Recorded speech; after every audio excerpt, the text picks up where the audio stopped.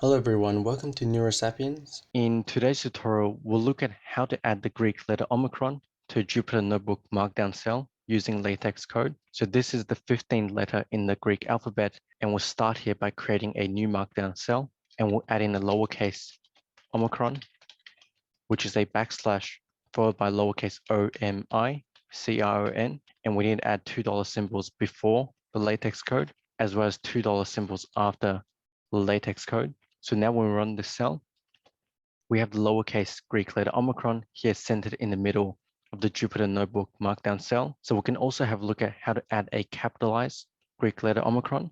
So we'll add in capitalized Omicron, where the LaTeX code is a backslash followed by capital O, and then lowercase MICRON.